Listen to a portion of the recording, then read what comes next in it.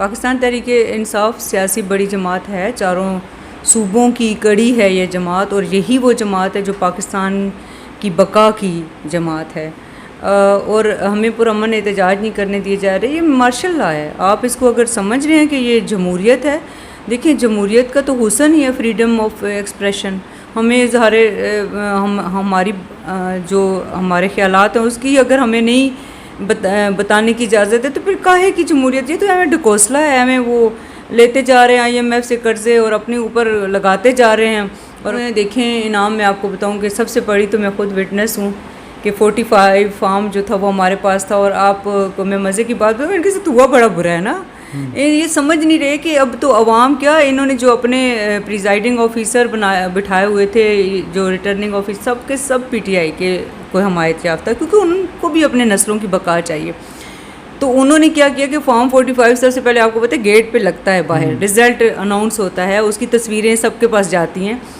तो मैं तो चूँकि उस वक्त हिस्सा थी इन चीज़ों का, मैं ख़ुद गवाह हूँ कि हमारे जो इस्लामाबाद की 3 सीटें हमारी थीं और मुख्तलिफ़ जगह पे हमारे पोलिंग एजेंट बैठे हुए थे, हमने खुद रिज़ल्ट कलेक्ट किए। और अस्सलाम वालेकुम नाज़रीन, मैं इनाम गुराय आपसे मुखातब हूँ और आप देख रहे हैं मेरा यूट्यूब चैनल और फेसबुक पेज। नाज़रीन, इस वक्त मैं मौजूद हूँ इस्लामाबाद की पाकिस्तान तहरीक-ए-इंसाफ की अहदेदार रुबीन गफ़ूर साहिबा के पास। 9 मई 2023 हो या 9 मई 2024, ये सड़कों पर नज़र आती हैं। आज भी इस्लामाबाद के अंदर एहतजाजी रैली निकाली गई, जिसके अंदर इस्लामाबाद पुलिस वालों ने धावा बोला, वहाँ पे तशद्दुद किया गया, लेकिन ये वहाँ पे खड़ी रहीं और अपने कायद के हक़ में नारे लगाती रहीं। इनसे 9 मई 2023 से लेके 9 मई 2024 तक का अहवाल पूछेंगे। अस्सलाम वालेकुम। वालेकुम अस्सलाम। कैसे हैं आप? ठीक हैं? मैं अल्हम्दुलिल्लाह ठीक हूँ। 9 मई 2023 हो या 9 मई 2024, आप एहतजाज करती नज़र आती हैं, इमरान खान के नारे लगाती नज़र आती हैं। इतनी शदीद दबाव के बावजूद आप डरी नहीं हैं? बिस्मिल्लाहिर्रहमानिर्रहीम, इय्याका नअबुदु व इय्याका नस्तईन। हमारा लीडर डरा, जिसको हम फॉलो करते हैं, जब वो नहीं डरा तो हम कैसे डरेंगे? डर ही तो उसने ख़त्म किया। और आपको पता है इमरान खान क्या कहते हैं कि आज़ादी जो है वो ट्रे में रख के नहीं मिलती, उसके लिए आपको कुर्बानियाँ देनी पड़ती हैं, और उन कुर्बानियों उसी रास्ते पे हम चल रहे हैं। आज़ादी किससे लेना चाहते हैं? पाकिस्तान तो एक आज़ाद मुल्क है जो 14 अगस्त 1947 को आज़ाद हो गया था। जी, हम भी यही समझते थे, बदकिस्मती से यही समझ के हम पले बड़े। लेकिन जब हमने देखा कि दुनिया इतनी तरक्की कर गई है लेकिन पाकिस्तान पस्ती की तरफ जाता जा रहा है, हर किस्म के वसाइल होते हुए हमारा मुल्क तरक्की नहीं कर रहा था, तो बाद में जी पता चला एक इमरान खान लीडर आते हैं और वो हमें शऊर देते हैं और वो बताते हैं कि भाई आप तो किसी और के एजेंडे पे हैं, आपको तो कोई और चला रहा है, आप तो किसी और के मफाद में काम कर रहे हैं। तो वो अब तो पाकिस्तान का बच्चा जानता है, वो शऊर जो इमरान खान ने दिया वो शऊर अवाम में आ गया अभी। अच्छा, ये शऊर यही है कि 9 मई 2023 वाले दिन पाकिस्तान की अमलाक के ऊपर धावा बोला गया, चीज़ों को आग लगाई गई, पाकिस्तान के अमलाक का नुकसान पहुँचाया गया, क्या इसे आप शऊर कहते हैं? शऊर तो इमरान खान ने ये दिया कि आपने किसी बैरूनी मुदाखलत को बर्दाश्त नहीं करता, आपकी अपनी आज़ाद खारजा पॉलिसी होनी चाहिए, आपका पड़ोसी मुल्क इंडिया इतनी तरक्की कर गया। ये जो 9 मई का वाक़या था वो उसी बैरूनी एजेंडे की एक अगली कड़ी थी। उसमें जब देखा कि एक लीडर इतना मशहूर हो गया और आवाम जाग चुकी है, आवाम अब अपना हक़ लेगी, तो वो फिर एक फ़ेक किस्म का एक ऑपरेशन करवाया गया PTI के ख़िलाफ़, PTI के कारकुनान के ख़िलाफ़। हमारे लीडर को किस बेदर्दी से, सिर्फ पाकिस्तान का लीडर नहीं, वो उम्मत मुसलमान का लीडर है, किस तरीके से उसको अरेस्ट करते हैं ये लोग। और उसके बाद फिर आप देखते हैं कि गिराओ जलाओ सब कुछ होता है, लेकिन CC कैमरे गायब हैं। बड़ी हैरत की बात है भाई। मैं अभी जाऊँ ना, मैं कहती हूँ मैं जाती हूँ GH2, मुझे कुछ जाने देगा? मैं उधर वो चिड़िया पर नहीं मार सकती, चिड़िया पर नहीं मार सकती। तो आपके ये हालात थे कि लोग चले गए, गिराव हो गया, जलाओ हो गया, और फिर आप उसके ऊपर सियासत कर रहे हैं कि जिसकी तो डेड बॉडी को लेने से आपने खुद इनकार कर दिया। मेरा इशारा समझ गए होंगे। अच्छा, आज भी इस्लामाबाद के अंदर एहतजाजी रैली निकाली गई, उसके ऊपर पुलिस वालों ने धावा बोला। क्यों पुरअमन एहतजाज की भी आपको इजाज़त नहीं मिल रही? आप कहते हैं कि आप पाकिस्तान की सबसे बड़ी सियासी जमात में हैं, या पाकिस्तान तहरीक-ए-इंसाफ सबसे बड़ी सियासी जमात है, ये क्यों हो रहा है ऐसा? पाकिस्तान तहरीक-ए-इंसाफ सियासी बड़ी जमात है, चारों सूबों की कड़ी है ये जमात, और यही वो जमात है जो पाकिस्तान की बका की जमात है। और हमें पुरअमन एहतजाज नहीं करने दिए जा रहे। ये मार्शल लॉ है। आप इसको अगर समझ रहे हैं कि ये जमहूरियत है, देखिए जमहूरियत का तो हुस्न ही है फ्रीडम ऑफ एक्सप्रेशन। हमें हमारी जो हमारे ख्यालात हैं उसकी अगर हमें नहीं बताने की इजाज़त है तो फिर काहे की जमहूरियत? ये तो हमें ढकोसला है, हमें वो लेते जा रहे हैं IMF से कर्ज़े और अपने ऊपर लगाते जा रहे हैं और पाकिस्तान को पीछे फेंकते जा रहे हैं। ये सब ड्रामा है, कोई जमहूरियत नहीं है इस वक्त पाकिस्तान में। अच्छा, अभी हुकूमत बन चुकी है, मुस्लिम लीग नून के जो हैं वो इस वक्त वज़ीर आज़म हैं, पाकिस्तान पीपल्स पार्टी के सदर हैं, दीगर जो वजारतें हैं वो भी मुख्तलिफ़ सियासी जमातों में बढ़ चुकी हैं। अभी तक आप यही एहतजाज कर रहे हैं कि जो इलेक्शन है वो आप जीते हुए हैं। आप ये कैसे प्रूव करेंगे? हम इलेक्शन इसलिए जीते हुए हैं, देखें इनाम मैं आपको बताऊं कि सबसे बड़ी तो मैं ख़ुद विटनेस हूँ कि 45 फार्म जो था वो हमारे पास था। और आपको मैं मज़े की बात बताऊँ, इनके साथ हुआ बड़ा बुरा है ना।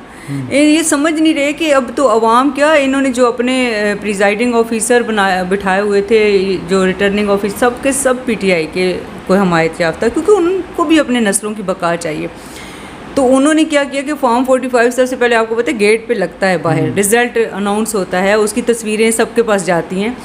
तो मैं तो चूँकि उस वक्त हिस्सा थी इन चीज़ों का, मैं ख़ुद गवाह हूँ कि हमारे जो इस्लामाबाद की तीनों सीटें हमारी थीं और मुख्तलिफ़ जगह पे हमारे पोलिंग एजेंट बैठे हुए थे। हमने खुद रिज़ल्ट कलेक्ट किए और वो पिक्चर्स भी आई, और फिर किस तरह रातों को, ये तो मास्टर हैं जी RTA बिठाने के। और लेकिन इस वक्त पाकिस्तान तहरीक-ए-इंसाफ की सोशल मीडिया को दाद देते हैं जिन्होंने इनकी वीडियोस बनाई और इनको एक्सपोज़ किया।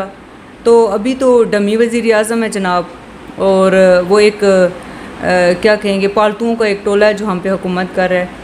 लेकिन आप देखेंगे कि ये नहीं चल सकेंगे, ये दिन ब दिन ख़राब होते जा रहे हैं और मज़ीद ख़राब होंगे। अच्छा, 9 मई 2023 को क्या हुआ? आप उस वक़्त सड़कों पे थी, छोटी सी स्टोरी इस पे कुछ बता दें। बिल्कुल मुख्तसर सा बताऊंगी। स्टोरी सुनाने पे जाऊं तो बहुत ज़्यादा, मुझे जब पता चला तो जाहिर सी बात है मेरे लिए बड़ा तकलीफ़ दे था वो। तो मैं जहाँ पे नैब के ऑफ़िस में खान साहब को रखा गया, मैं वहाँ पे पहुँच गई। तो वहाँ पे मेरी चूँकि यूनियन कौंसिल की लेडी कौंसलर्स वगैरह थी, उन्होंने मुझे बताया कि मैम यहाँ पे खान साहब को रखा गया। तो मैं वहाँ गई, ऑफिशियल कॉल नहीं थी वो, चूँकि मैं डिस्ट्रिक्ट की सदर भी हूँ, नुमाइंदा भी हूँ। तो जब मुझे ऑफिशियल कॉल आई तो उस वक्त के सदर अली अवान, मैं उनको दाद दूँगी कि वो बहुत बेहतरीन तरीके से अपनी तंजीम को चला रहे थे। उन्होंने उनकी तरफ से आई हिदायत कि भाई आप लोग फैज़ाबाद पहुँचें, कोई गिराओ चलाओ नहीं होगा। पूरी इस्लामाबाद की जितनी तंजीम है उन्होंने फैज़ाबाद पे आके प्रोटेस्ट किया, पुरअमन प्रोटेस्ट किया। लेकिन मैं वहाँ थी उस वक्त, तो दिल बड़ा कट रहा था कि भाई ये क्या हो गया हमारे साथ। फिर सेकंड डे खान साहब को पुलिस लाइन पे रखा गया जब, तो इनाम वहाँ पे मैं ख़ुद आई विटनेस हूँ कि मेरे साथ एक लड़का खड़ा था, टॉल था। जब इन्होंने स्ट्रेट फायर किए तो उसको हेड इंजरी हुई, मतलब उसको डायरेक्ट फायर लगा और वो ऐसे उसने हाथ रखा लेकिन ब्लड था, पानी की तरह जा रहा था उसका। आपके साथ खड़ा था? बिल्कुल मेरे साथ खड़ा था वो। बल्कि हमारी कुछ ख़वातीन को ये कब्रिस्तान की तरफ धकेल के ले गए और इन्होंने पता है क्या कहा हमारी ख़वातीन को कि आओ अरशद शरीफ के लिए बहुत बात करते हो, हम तुम लोगों को अरशद शरीफ के साथ ही दफनाएँगे। और भी घटिया लैंग्वेज थी। लेकिन मैंने उन ख़वातीन को कहा कि आप यहाँ से निकलें, जितना हो सका अपनी जान छुड़ाएं और यहाँ से निकलना है हम लोगों ने। हम भागते बाहर आए, फिर हमारे ऊपर डायरेक्ट शेल गिरे। और बहरहाल उसके बाद फिर वहीं पे मुझे उमर अयूब, उन्होंने भी बड़ी शेलिंग खाई थी, वो मुझे मिले वहाँ पे। फिर उसके बाद तीसरा दिन आता है, फिर आपको पता है अवाम तो बड़ी गुस्से में थी। अवाम ने जो है वो खान साहब जहाँ पे पुलिस लाइन पे थे, अवाम छोड़ नहीं रही थी इसी वजह से कि खान साहब के साथ देना है खान साहब को। फिर उस वक्त भी हम लोगों ने पानी बिस्किट, उन लोगों में बहुत शेलिंग, इंतहा शेलिंग, इतनी आप यकीन कीजिएगा 25 मई को भी मैंने बहुत शेलिंग खाई, मेरे कोलीग गवाह हैं। और फिर उसके बाद 10 को भी बहुत ज़्यादा शेलिंग। ज़ाहिर है अपने लीडर के साथ खड़े थे, उनको छोड़ तो नहीं सकते ना, उसके लिए तो हम तो जान कुर्बान करने के लिए तैयार थे, ये तो मामूली बात है। अच्छा, आप इस्लामाबाद के ओहदेदार भी हैं, आप ईमानदारी से ये कह सकती हैं कि आपको किसी भी बड़े ओहदेदार की तरफ से ये नहीं कहा गया कि फ़लाँ जगह पे हमला करना है?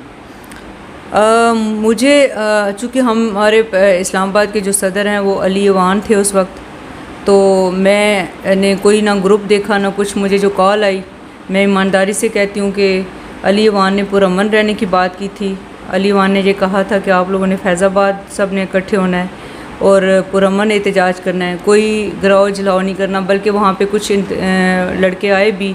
हाँ, मैं आपको ये बात तो बताना ही भूल गई कि 9 मई की रात की बात है कि हमारे पास मशकूक लोग आए और उन्होंने हमें उनकी बॉडीज़ बता रही थी कि वो किस तरह के लोग हैं, बड़ी स्ट्रॉन्ग बॉडीज़ वाले लोग थे। आप इधर क्या कर रहे हैं, आप चलें GHQ चलें। ये 9 मई की रात 9 मई की रात फैज़ाबाद जब हम लोग थे तो वहाँ पे बल्कि हमारी कुछ ख़वातीन थोड़ी सी इधर क्या करें, इधर खान को जाएं GHQ जाकर उधर जाके प्रोटेस्ट करें। वो आपको कह रहे थे? वो आपको कह रहे थे, हमें कह रहे थे, 3-4 लोग थे मुख्तलिफ जाके मुख्तलिफ टोलों के पास खड़े होते थे। इस तरह से नहीं होगा कुछ भी, जाएं उनके ख़िलाफ़ आप करें, GHQ वालों के ख़िलाफ़ प्रोटेस्ट करें। लेकिन चूँकि हमारी लीडरशिप आपको पता है नज़रियाती वर्कर हैं अली, तो उस वजह से मतलब उन्होंने हमें आगे पीछे नहीं, मैं ईमानदारी से कहती हूँ कि मैं जिस लीडरशिप के नीचे काम कर रही थी हमें किसी ने नहीं कहा, किसी ने नहीं कहा कि सरकारी अमला को जलाओ गिराव करें, तोड़ फोड़ करें।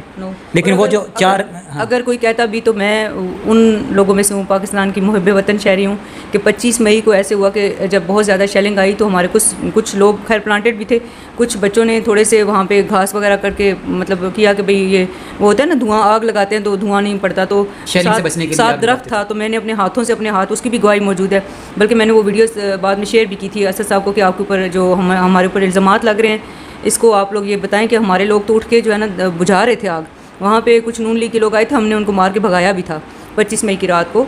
और खान साहब याद होगा कहते होते थे कि हमारी ख़वातीन ने डी चौक की सफाई की, तो वो हम वुमेन विंग इस्लामाबाद थे जब हमने दूसरे दिन। अच्छा। वो मेरी वीडियोस भी मौजूद है जब मैं सफाई कर रही थी वहाँ पे रात को 9 साढ़े 9 बजे तक रीजनल हेड मेरे साथ थी, तो हमने वहाँ पे पूरे कचरा उठा के तो फिर हमने मतलब आपका कहना ये है कि आपके ऊपर जितने भी ये तोड़ फोड़ के या तशद्दुद के इल्ज़ामात लगते हैं ये बेबुनियाद हैं, आप पाकिस्तान के लिए या पाकिस्तानी अवाम के लिए मुखलस हैं? बिल्कुल बेबुनियाद है। मैं तो उतनी मुहब्बे वतन वो हूँ कि मैं जब मैं PIA के अलावा कहीं सफ़र नहीं करती थी। मैं कहती थी मैंने सफ़र करना, मुझे PIA की टिकट मिलेगी तो मैं सफ़र करूँगी, मैं अपने वतन का एक पत्ता ना ख़राब होने दूँ। तो हमें तो देखें सबसे ज़्यादा बात यह है कि इनाम के हमारे लीडर ने हमें पुरअमन रहने का कहा है ना, जिसकी वजह से हम सारे पुरअमन एहतजाज करें। आज खान साहब अगर कहते हैं कि मुझे रिहा कराओ, जैसे तैसे कराओ, तो आपको क्या लगता है कि आवाम रुकेगी? जितना दर्द हम रखते हैं, जितनी तकलीफ़, लेकिन फिर भी उसमें भी हम अपनी रियासत और अपने वतन के लिए ज़रा सी भी नुकसान नहीं बर्दाश्त करेंगे। जी बहुत शुक्रिया नाज़रीन, मेरे साथ रुबीन गफ़ूर साहिबा थी जो कि इस्लामाबाद की वुमेन विंग की अहदेदार भी हैं, और इनका कहना यह है कि 9 मई 2023 को जो कुछ भी हुआ वो प्लांटेड था, वो सिर्फ पाकिस्तान तरीके इंसाफ को तोड़ने की साजिश थी। हम तो पाकिस्तान के लिए मुखलस हैं, पाकिस्तानी अवाम के लिए मुखलस हैं। उन्होंने अपना कुछ ऐसे वाक़यात भी अपने बताए जो पाकिस्तानी होने का सबूत है और पाकिस्तान से मोहब्बत करने का सबूत है। अभी देखने वालों पर यह है कि आप पाकिस्तान तरीके इंसाफ के बारे में आपके क्या जज्बात हैं, कमेंट सेक्शन में लाजमी बताएँ और इसको शेयर करें। जी क्या लास्ट कमेंट? अपनी ख़वातीन को ये कहना चाहती हूँ कि मुझे हमेशा इनाम को इंटरव्यू देने में बहुत मज़ा आया। इनाम बहुत अच्छे तरीके से इंटरव्यू लेते हैं और बहुत ही माशाल्लाह डिसेंट हैं, और अल्लाह आपको बहुत तरक्की दे। बहुत शुक्रिया जी। इस तरह के जो दिल गुर्दा बड़ा कर देने वाले अल्फाज हैं ये हमारे लिए बहुत ऑनर की बात है। आपका बहुत शुक्रिया। पाकिस्तान जिंदाबाद, पाकिस्तान जिंदाबाद, पाक फ़ौज जिंदाबाद, पाक फ़ौज जिंदाबाद, पाक फ़ौज जिंदाबाद। जैसा कि आप जानते हैं कि आज पूरा 1 साल हो गया 9 मई जो हुआ। इस 9 मई में जुल्म सितम और एक फस्तायत है जिसका शिकार PTI के कारकुनान हुए, PTI के लीडर हुए, और उसी में आप देखते हैं कि ज़िले शाह की शहादत होती है, और उसके बाद जो हमारा बच्चा अमार फ़ारूक आबाद का जो बेटा है कि बाप की इंतज़ार में तड़प तड़प के उसकी ज़िंदगी ख़त्म होती है। हमारी ख़वातीन जो हैं डॉक्टर यास्मीन और कितनी और ख़वातीन हैं जो जेलों में हैं, इस वक्त तक जेलों में, उनके ऊपर केसेस हैं, इंतहाई उन्होंने जुल्म बर्दाश्त किए। अरशद शरीफ की शहादत जो ना बुलाने वाली है, और हमें एक दुख दे के चले गए हैं हमारे अरशद भाई। इस सब फस्तायत के बावजूद मैं ये कहूँगी कि पाकिस्तान फ़ौज के नौजवान जिंदाबाद, पाकिस्तान फ़ौज के शहीदों को सलाम, पाकिस्तान जिंदाबाद।